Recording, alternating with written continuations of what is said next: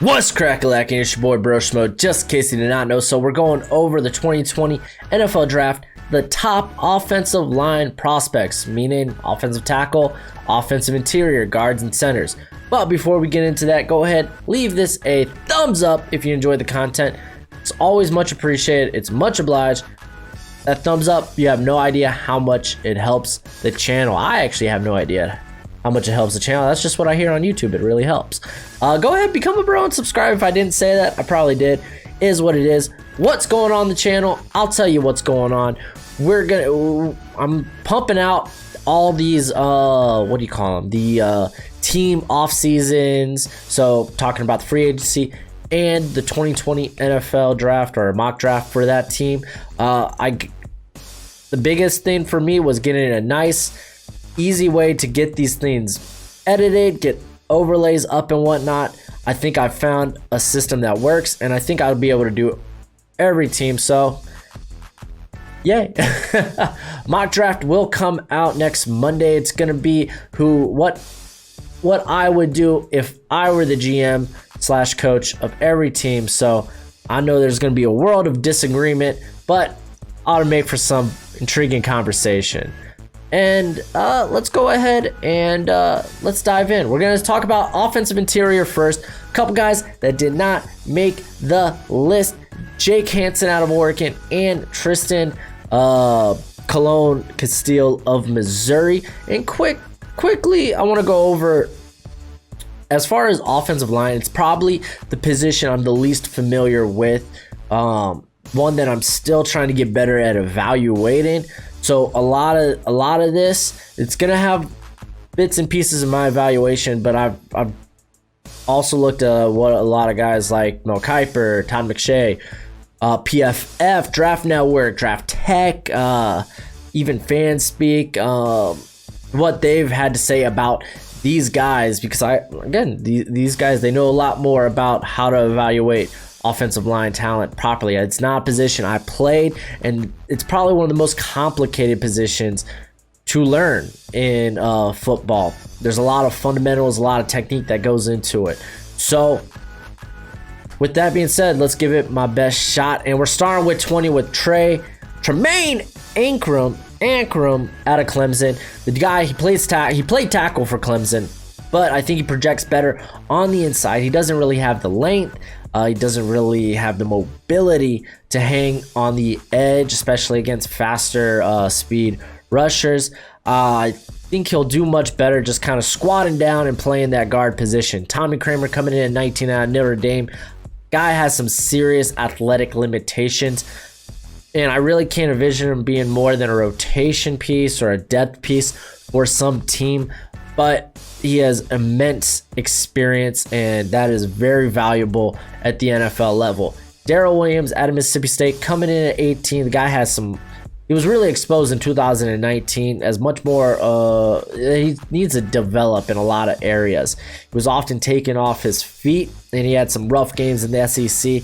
Mainly that LSU game, he got dominated. He's easily overpowered. He lacks mobility. I still envision him as a late day 3 developmental prospect here. But John Simpson coming in at 17 out of Clemson, very smart player. Again, you'll see limitations athletically. That'll get you lower on the list if you're limited as an athlete, because you really have to make up for it in other areas if you're going to have limited mobility. So I really see this guy as a power blocking or as a gap blocking type of scheme. Shane Lemieux out of Oregon, extremely smart, high football IQ type of guy. He's got raw strength, but again, athletic limitations. Ben Breedson out of Michigan, a guy that I've talked a lot about on this channel. I mean, he had a decent enough Senior Bowl in the one-on-ones, but I still think he has bad balance and problems. In part, it's slow feet, and especially when he gets engaged on blocks. But again, a guy that has vast experience, and you can't stress how valuable experience really is. Solomon Kindley out of Georgia coming in at 14, a guy that I think he's kind of lost a lot of the first round hype.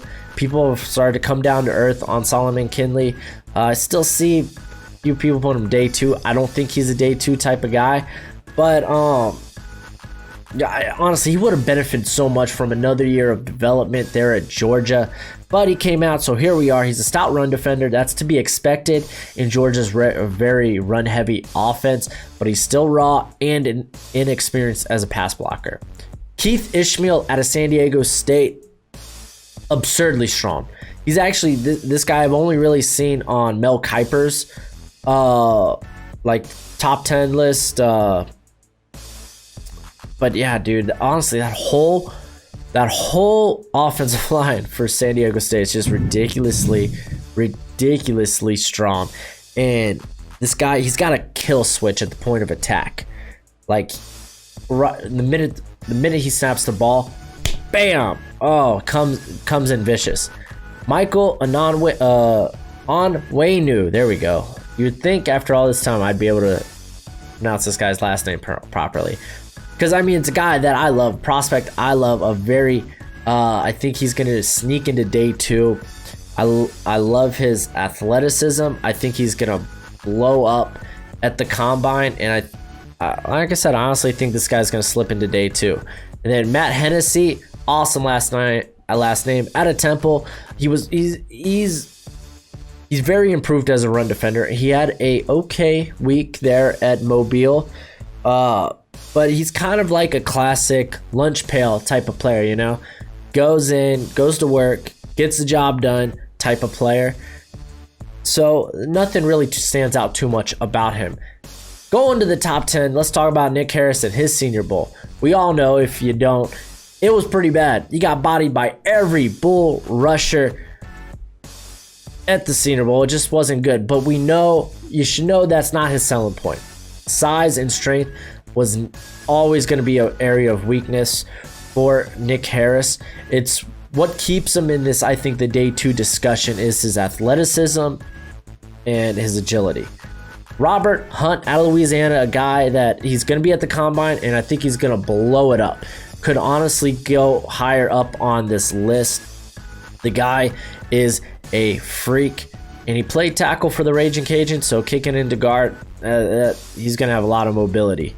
Logan Steenberg out of Kentucky, a guy that he's been a mauler. He's been known as a mauler in the run game for quite a while, but he finally kind of displayed a much more improved as a pass blocker. And that's why, because I didn't early in the offseason, I didn't really include him in any top 10s for the offensive interior, just because he was just a run blocker and we're in a passing type NFL, you know. So I again, after a strong 2019 tape as a pass blocker, I put him back up here. Strong hands. The guy, he reminds me of Richie Incognito on the field. There's no character concerns. I mean, the guy plays with a mean streak, but not like Richie Incognito. He plays like him though. Lloyd Cushenberry III coming out of LSU here at 7. As for all NFL, just like when I was talking about the San Diego State linemen, that goes double for LSU. They're all strong as oxes. Guy has noticeable trouble though with against quicker tackles, guys that really know how to use their inside moves. But again, kind of salvaged his stock at the Senior Bowl. He looked very, very good. And then Cesar Arias out of Michigan. I know I butchered that last name. I gotta get it right. My mistake. But the dude, Cesar, only 20 years old, still a lot of room to develop. He's very agile for a 320 pounder. Many teams are going to fall in love with that. He's not quite as strong as you'd like just yet, but like I said, he's 20, so a lot of room to develop. We're only going up from here. Calvin Throckmorton coming in at 5 out of Oregon. Still high on my list because his overall body of work, he's great at getting leverage and staying engaged on blocks. He was invited to the Senior Bowl. Let's talk about this, and this literally just squash this right now. He was invited to the Senior Bowl, and they forced him to play left tackle, the one position on the offensive line he has never taken a snap from. How do you think it was going to end? He didn't look well, so honestly, I would throw this crap out because He's a great player, great prospect. Should be a day 2 prospect, and we should focus mainly on his body of work at Oregon, not the Senior Bowl week. And then Damian Lewis, man, this guy really helped his stock at the Senior Bowl. Probably one of the strongest interior guys in this class, and definitely probably a day 2 guy at this point. Tyler Biadasz out of Wisconsin. He experienced a down year, at least by his standards. Still was a quality year. But it feels like he kind of got lost in the mix here with some of the faster rising prospects like Moody, Jonah Jackson, even Damian Lewis, Cushenberry. Really, that LSU offensive line, they really came out of nowhere this year and helped their stock in a big way. But still, I think Biadasz is a quality prospect. Still a day 2, probably early second, mid-second round pick at this point. Detained Moody out of Fresno State. The concerns with Moody are injuries, not ability. The guy's got crazy ability. Mike Renner from PFF, he kind of says he's Quentin Nelson-esque. I wouldn't go that far just yet, but still, that's a huge selling point. Again, the back-to-back season-ended injuries are worrisome. They don't correlate in any way, which is a good thing, but still, it would be nice if he came back another year just to see he could stay healthy. Jonah Jackson topping out this list over the course of 2 seasons between Rutgers and Ohio State. Being this season, he's only allowed 1 sack, and that was over 158 pass blocking snaps. The guy, he amazing. I had him as a day 3 player just probably a month and a half ago, but Senior Bowl performance really propelled this guy. Let's go ahead, let's talk about our tackles. We're going to start with 11 through 20. A couple guys that were really close was Scott France out of Kansas State and Colton McKivitz out of West Virginia. Guys that are just on the they're basically 21 and 22. But at 20, I got Charlie Heck out of North Carolina. He's been very good in true pass blocking sets. Not as strong as you like to see, though, from a guy that's like 6'8". And then Hakeem Adeniji out of Kansas. Many scouts want to see this guy move to the inside, but he doesn't look like he's going to do that. I believe at the Senior Bowl he played at, was it the Senior Bowl? I'm not positive. But it looks like he's going to stay at tackle. I'm sure that can change in the NFL. He's a little light, but he's been really good for the Jayhawks. He's good at sticking with pass rushers, but he is slow to get to that second level. I don't really think he could be a swing. He has a swing tackle potential, but like once he gets engaged, like you're stuck. And then Tyree Phillips out of Mississippi State, a guy that's been very interesting. A guy that I too can see going to at guard. He's 6'5", 345. He's been steadily getting better, dating back to his junior college days. Like I said, he's been steadily developing, but he still has a lot to develop. He still has a long way to go, but very intriguing size, very good mobility for a man his size, a quality prospect you want to develop. Jared Hilbers out of Washington, for a large part of the year, I think he outplayed Trey Adams, but Adams definitely the better pass blocker, and that's going to get you higher on the list because we're in a passing NFL. He's often played the second. He's often handling the second fiddle of pass rushers, while Trey Adams is going to face off against the Ryan Bowman, the Bradley Anae, the Chase Youngs. You know, Hilbert isn't going to face that type of talent, and he did this year. But it is important to point out, he struggled mightily against Utah and Stanford, which Trey Adams also struggled against. But you're playing against the second best pass rusher essentially on those snaps, so it doesn't really help his case. But I like him as a run blocker. I think he's got good athleticism and he could play left if they really wanted to let him. And then Yazir Durant out of Missouri. Scouts think because of his short arm length, that he should move inside the guard. I love his mobility. 6'7", 330. I think he could play right tackle easily. Prince Tango Winagoho, a guy that I thought he would by the end of the season would be a first rounder, kind of like what we've seen with Mekhi Becton.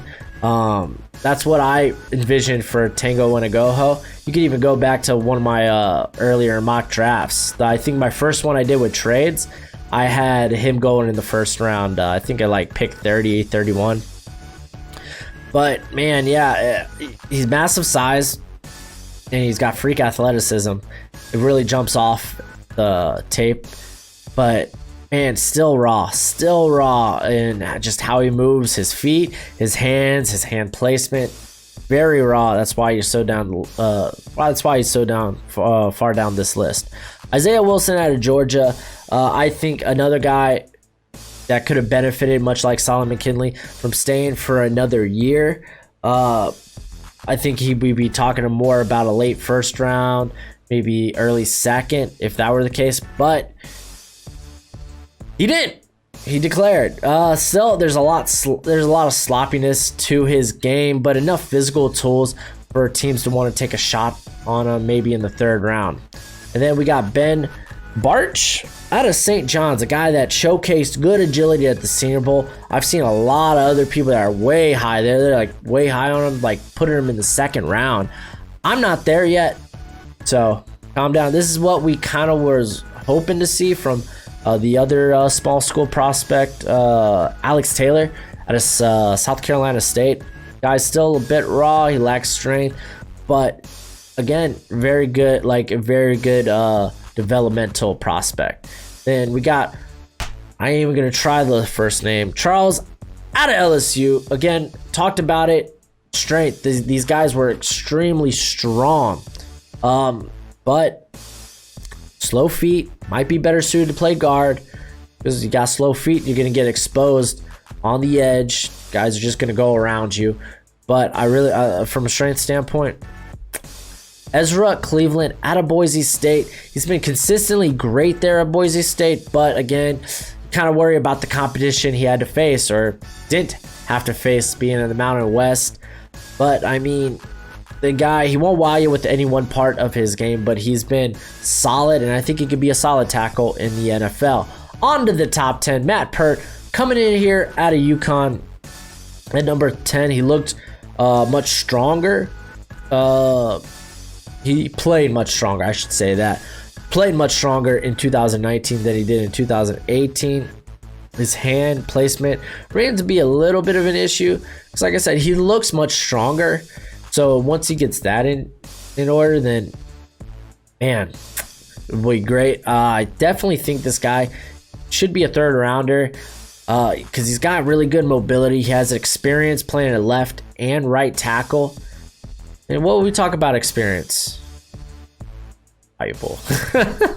Trey Adams coming here at number 9. We know the medical red flags, the big concern in there, because they're big injuries, knee and back, you know.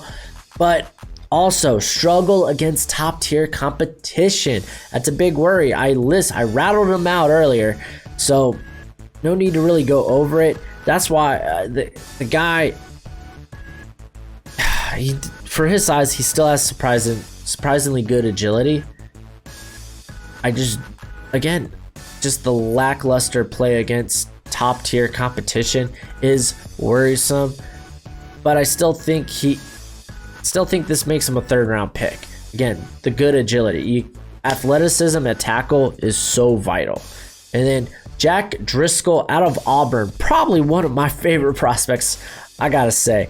I read many scouts at the East-West Shrine game that there was a little buzz around him, but he didn't really wow anybody with his strength, with his athleticism. He just simply got the job done. That's what I saw from the East-West Shrine game. And I think he is very athletic, dating back to his days in UMass. I think he should be a second rounder. He'll probably go maybe third or fourth. He's just going to be a steal. I think he's going to be a steal. Lucas Nyane out of TCU, while not the most refined pass blocker, this man gets the job done. He doesn't allow a lot of pressure on those pass blocking snaps. Now, part of that could be that famous 3-man defensive front you see in the Big 12. They don't really apply a lot of pressure in the Big 12. But again, a guy that athletically and from a strength standpoint, very impressive, if not a little unrefined, but again, a lot to work with. I wouldn't be surprised if he finds himself maybe in the late first round, maybe the early second. Austin Jackson at USC, simply just athletic, ridiculously. So much so, I talked about him on my fast risers list like 4 months ago. The guy, he's so athletic that even from a misstep or even just totally whiffing, he can recover from, and that's very, very impressive. I think zone blocking scheme, very ideal for him. I think he can surprise a lot of people, and he can go in the top 20 just because, again, athleticism, man. People drool over athleticism. And then we got Mekhi Becton out of Louisville. He has a wonky history at Louisville, actually. He was flipped between right and left tackle at Louisville because of how their former coach was I think it was Petrino. I can't remember. But how he employed certain formations. Basically, he would, you line him up left or right. It was just it was super wonky, super weird. He looked much better this year staying at left tackle, but again, there's still much rawness to his game. You saw much fewer pass sets there at Louisville compared to most guys in this class. Louisville, they run a lot of read option, a lot of play action, so he didn't really get any true pass sets.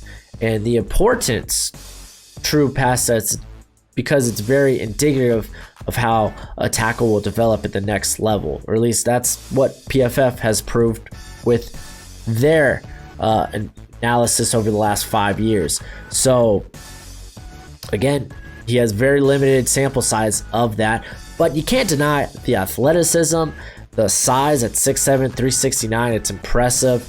And I mean, yes, he's still early in his development, but man, he can develop into a monster. I mean, a lot of times we're also seeing guys like tackles, they take like 3, even 4 years to develop in the NFL.